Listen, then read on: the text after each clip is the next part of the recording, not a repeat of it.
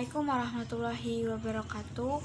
Perkenalkan, saya Nada Kamila Fatin, NPM 20030211036. Saya semester 2 dari Prodi Perbankan Syariah kelas A.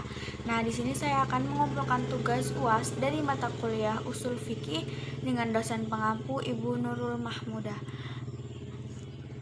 Ada dua bab yang saya bahas, yakni yang pertama maslahah mursalah, yaitu secara bahasa maslahah berarti manfaat dan mursalah berarti lepas. Sedangkan secara istilah, sesuatu yang dianggap maslahat memberi manfaat namun tidak ada ketegasan hukumnya di dalam naas dan tidak pula ada dalil tertentu baik yang mendukung maupun yang menolaknya. Nah, seperti contoh peraturan lalu lintas dengan segala rambu-rambunya. Peraturan seperti ini tidak ada dalil di dalam nas, namun hukumnya penting untuk ditegakkan. Macam-macam maslahah. Yang pertama adalah maslahah mu'tabarah, yaitu masalah yang secara tegas diakui oleh syariat Islam dan telah ditentukan ketentuan hukumnya di dalam nas untuk direalisasikan. Contohnya seperti perintah berjihad untuk memelihara agama, ancaman hukuman zina untuk hukuman qisas untuk menjaga memelihara kehormatan dan keturunan. Nah, yang kedua adalah maslahah mursalah. Maslahah macam inilah yang sedang dibahas, yakni maslahah yang tidak ditegaskan dan tidak ada ketentuan hukumnya. Contohnya, bagi pengendara sepeda motor yang tidak memakai helm, maka Pak Polisi berhak menilangnya. Jika ada yang melanggar, maka polisi boleh menilangnya.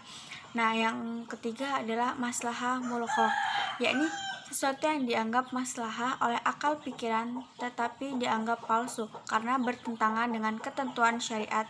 Masalah macam ini adalah tertolak dan tidak diakui. Contohnya ada anggapan bahwa pembagian warisan antara anak laki-laki dan perempuan seharusnya disamakan. Dasarnya adalah masalah.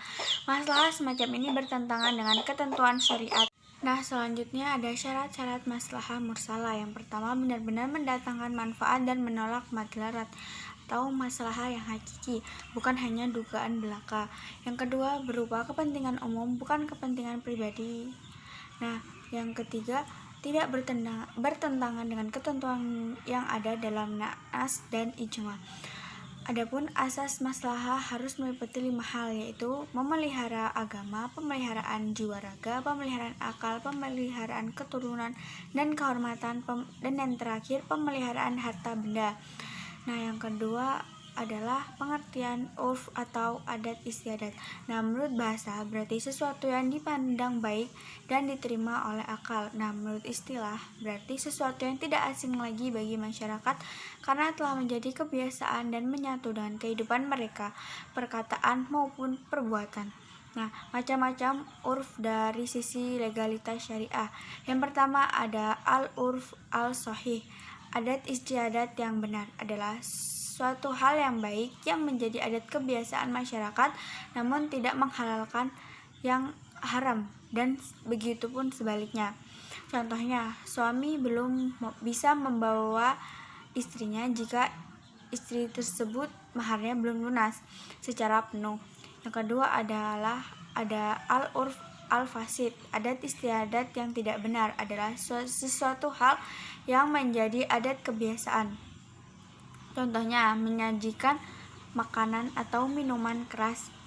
Nah, selanjutnya ada juga macam-macam uruf atau adat istiadat dari sisi cakupan. Yang pertama ada al-urf al-an, atau kebiasaan umum, adalah adat kebiasaan mayoritas dari berbagai negeri di satu masa. Contohnya, perkataan suami kepada istri, yaitu haram aku denganmu, artinya sang suami telah menalak istri tersebut. Yang kedua adalah al-urf al-khus, kebiasaan khusus, adalah adat kebiasaan yang berlaku pada masyarakat tertentu. Contohnya, sebagian masyarakat Bojonegoro yang menentukan bahwa wanita yang harus melamar pria dalam prosesi pranikah. Selanjutnya ada syarat-syarat uruf atau adat istiadat. Itu yang pertama harus benar, tidak bertentangan dengan Al-Quran dan hadis. Yang kedua, adat istiadat harus bersifat umum. Yang ketiga, adat istiadat harus sudah ada ketika muncul peristiwa yang hendak diputuskan. Yang terakhir adalah tidak ada keputusan dari pihak terkait yang berbeda dengan adat istiadat setempat. Nah, ini saja yang dapat saya sampaikan. Apabila ada salah kata, saya mohon maaf.